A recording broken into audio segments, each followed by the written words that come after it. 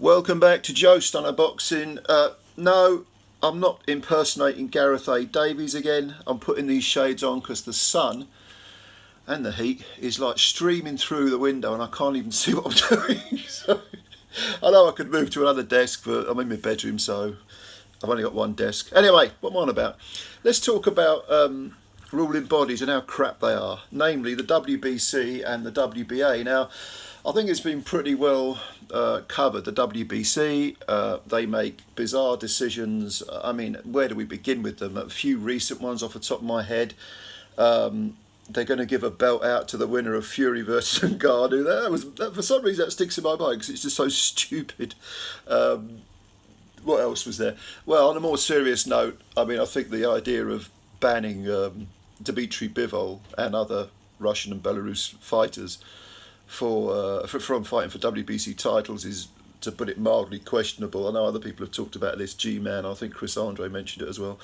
But, you know, they say, well, there's a precedent for this because if you go back to apartheid, there were no boxing matches allowed in it was boycotted. South Africa was boycotted, but certain fighters, Brian Mitchell, wasn't it? They fought for other belts, but they were road warriors. They had to go on the road because I think it was Brian. Is that his name? Brian Mitchell, the South African super featherweight, was he?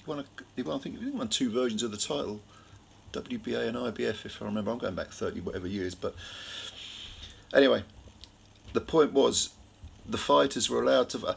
I don't think they were allowed to fight for the WBC title. But in the case of Bivol, it's such a shame because he's got the WBA belt. Beterbiev, another Russian, has got the other belts. So, all right, if you put it on neutral turf, I understand the argument. Well, we're not going to have fights in Russia or Belarus because some things are more important than boxing. I mean, this is the way life goes. But to actually punish the individual fighters, that to me seems like, you know, a bridge too far because for all we know, Bivol and Beterbiev may not agree with the invasion of Ukraine. They may be people who are just because you happen to be from a certain country doesn't necessarily mean that you agree with what your government does. God knows I don't agree with what the UK government does on so many issues. But so that's the WBC and Sulaiman. Although Sulaiman, he has come out and said some sensible things as well, but hard to believe, I know. But like his stance, or the WBC's stance on trans men, no, was it trans women who are really men fighting women for world titles. He said that's never going to happen, and thank God for that. Thank God there's a bit of sanity in this otherwise increasingly ridiculous world. And Sulaiman, although I don't necessarily agree with him, he's making arguments about, you know, women fighting 12-3s, and again, I don't necessarily agree. There's a counter argument which I've covered in another video, but he's talking about the safety of fighters. Okay, fair enough. On the other hand, Tyson Fury, he hasn't got a mandatory contender and won't have had one for 18 months or whatever it is. He's allowed to go away and keep the belt despite fighting Ngannou, and yet the WBC will give a belt for that stupid fight, so-called fight. And Jamal Charlo seems to have disappeared and is taking the WBC's middleweight title with him. I don't think he's fought. Has he fought for 2 years or something like that? So the WBC are extremely easy to criticise. Okay, I'm trying to be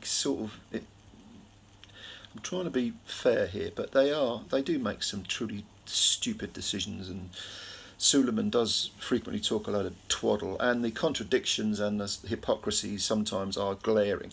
However, I still think the WBA are the more ridiculous ruling body, and I think when you strip away all the politics and everything, you get down to what the sport is, which is boxing. I think the WBA take the proverbial biscuit because of their ranking system and the way they dish out belts. Now, perfect example to this is that Daniel Dubois was the WBA regular champ, whatever the hell that is, and he fought Usyk, and Usyk beat him. So in other words, the regular title is made redundant, you would think.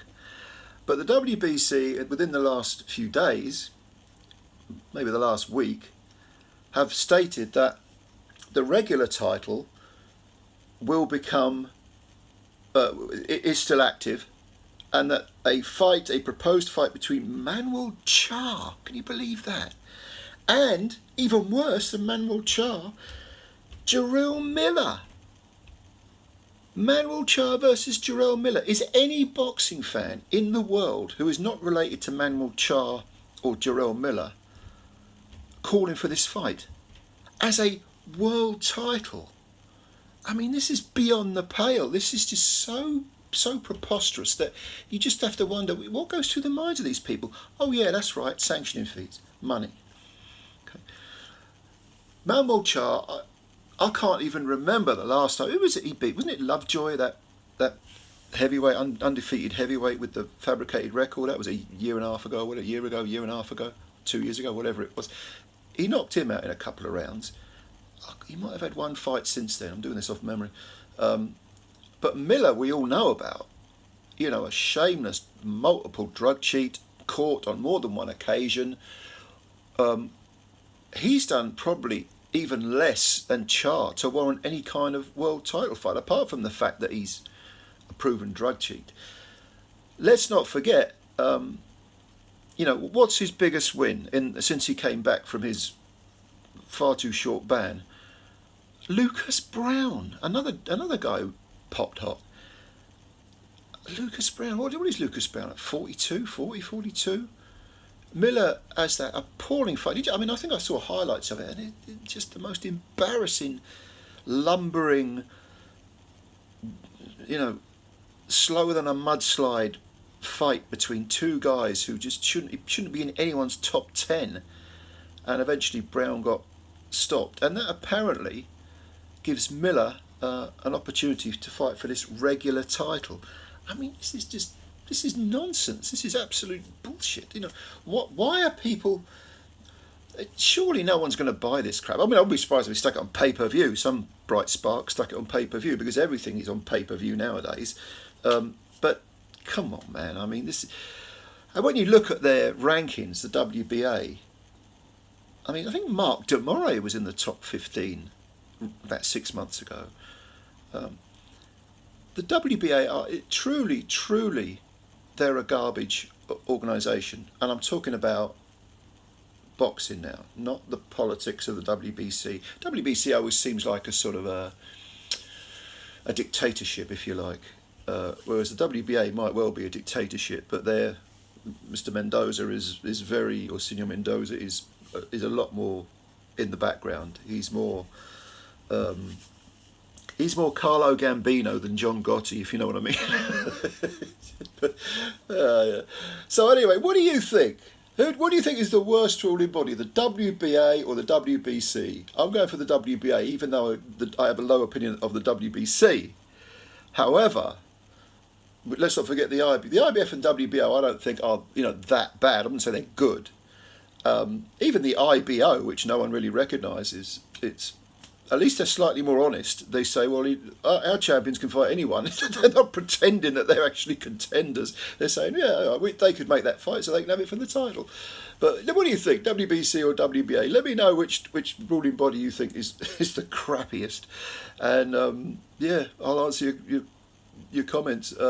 Thank you very much, of course, for watching the video. If you liked it, by all means, please, hit the like button. If you're new to the channel, please subscribe. Takes a second, and you're doing us a big favour.